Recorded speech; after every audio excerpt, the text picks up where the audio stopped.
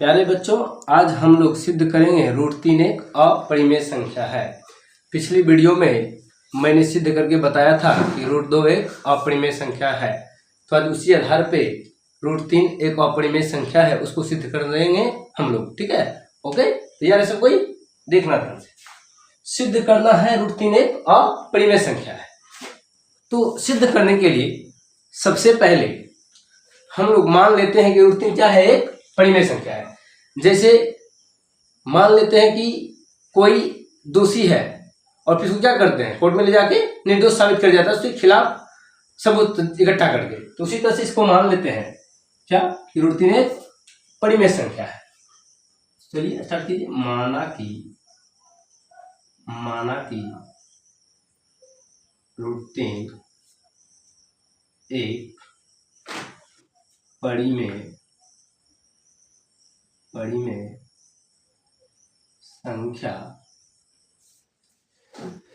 संख्या है। मान लिए रूट 3 एक परिमेय संख्या है। तो रूट 3 को P/Q के रूप में लिखा जा सकता है, क्योंकि परिमेय संख्या का परिभाषा होता है कि जिसे P/Q के रूप में लिखा जा सके। तो रूट 3 को हम परिमेय मान रहे हैं, तो इसीलिए रूट 3 को P/Q के रूप में लिखा जा सकता है। परंतु शर्त क्या होता है यहाँ पे? जहां P और Q एक पूर्णांक है। क्या है? एक पूर्णांक है, इंटीजर है। परंतु Q 0 के बराबर नहीं होगा। क्यों नहीं होगा? ये आपको पिछली वीडियो में बताए थे। अगर Q 0 के बराबर होगा अर्थात हर 0 हो जाएगा, और हर 0 होने के बाद कोई भी संख्या परिभाषित नहीं रहता है, वो अपरिभाषित माना जाता है। इसीलिए Q 0 के बराबर नहीं होगा। और तीसरा कंडीशन है कि P तथा Q सहअभाज्य संख्या है। सहअभाज्य है। क्या है? सहअभाज्य है। कहने का मतलब है कि P और Q का HCF 1 होगा, अर्थात P और Q में 1 के अलावा कोई अन्य उभयनिष्ठ गुणनखंड नहीं होगा। दोनों में केवल और केवल एक कॉमन फैक्टर होंगे। तो अब स्टार्ट करते हैं कि रूट 3 क्या है? P/Q। रूट 3 बराबर क्या हो जाएगा? P/Q के रूप में लिखा जा सकता है। अब इसको त्रिज्यीय गुना कर लेंगे, क्रॉस मल्टीप्लिकेशन। तो रूट 3Q बराबर P हो जाएगा। दोनों साइड वर्ग करने पर, दोनों ओर वर्ग करने पर समीकरण को दोनों ओर वर्ग करने पर लिख देते हैं। दोनों ओर वर्ग करने पर वर्ग करेंगे तो क्या हो जाएगा? रूट 3Q का स्क्वायर बराबर P²। रूट 3 का स्क्वायर करेंगे क्या होगा? रूट खत्म हो जाता है, बचेगा सिर्फ 3Q² is equal to P²। तो इससे पता चल रहा है कि P² 3 का मल्टीपल है, इसीलिए P भी क्या होगा? 3 का मल्टीपल होगा। जब P² 3 का मल्टीपल है तो P भी क्या होगा? 3 का मल्टीपल होगा। इस तरह समझिए, Q² is equal to P²/3। अब Q एक इंटीजर है। Q को इंटीजर कब आना होगा? जब ये पूर्ण रूप से विभाजित होगा, वो भी एक पूर्ण वर्ग संख्या के रूप में कटने के बाद आना चाहिए, तभी तो वर्गमूल निकालेंगे तो क्या आएगा? एक पूर्णांक आएगा। क्या आएगा? एक पूर्णांक आएगा। इसीलिए इससे पता चल रहा है कि P² 3 से विभाजित है। और जब P² 3 से विभाजित है तो P भी, इसीलिए P भी 3 से पूर्णतः विभाजित होगी। पूर्णतः विभाजित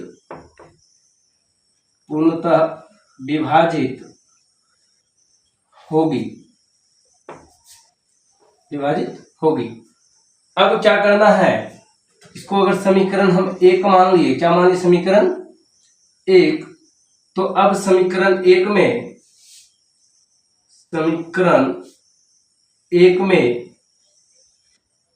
P बराबर क्या पुट करते हैं, √3 को प्रूव करना है, इसीलिए 3 के पुट करेंगे।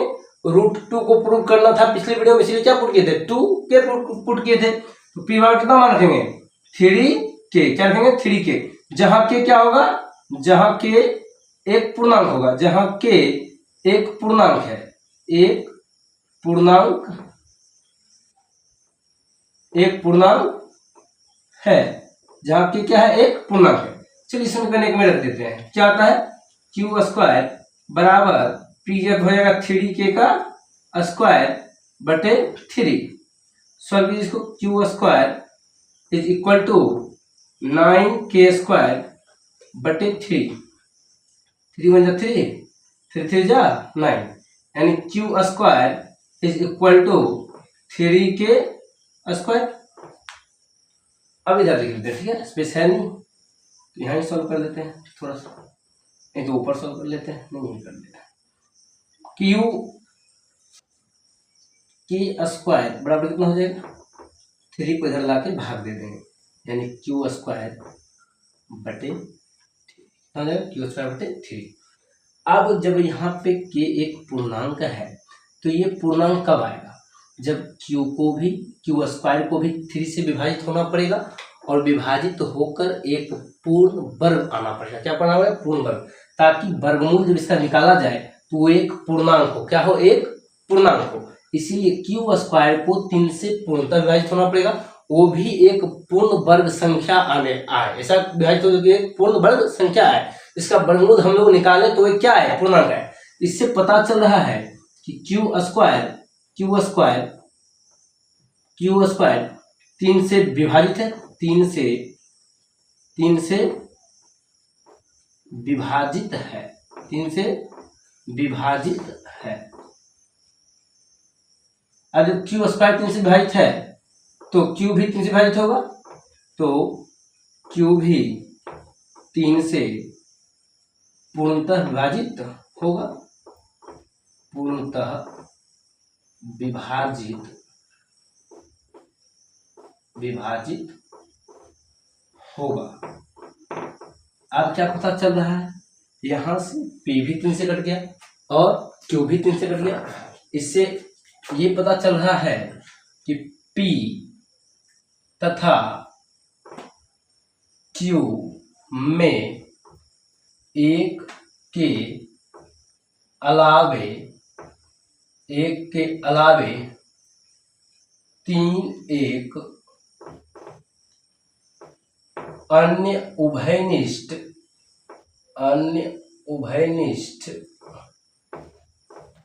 गुणनखंड है, 3 एक अन्य उभयनिष्ठ गुणनखंड है।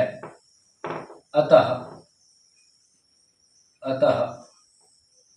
हमारा मानना गलत था कि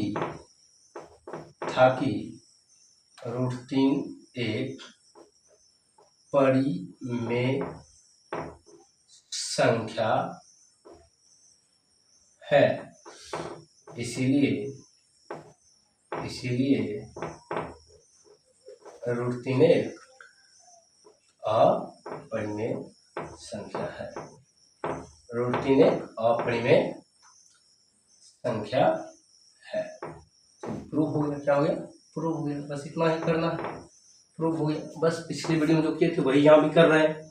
क्या कर रहे हैं कि बिल्कुल इसी तरह से हर एक प्रूव करने वाले संख्या को बनाया जाएगा। जितने भी अपरिमेय संख्याएं को प्रूव करना होगा, चाहे √3 हो, चाहे √5 हो, चाहे √11 हो, √7 हो, किसी को भी प्रूव करने के लिए यही स्टेप को अपनाएंगे, करते जाएंगे। सिर्फ यहाँ पे ध्यान देने योग्य बात यह है कि P बराबर 3 के पुट किया जा रहा है, क्योंकि √3 को प्रूव कर रहे हैं हम लोग।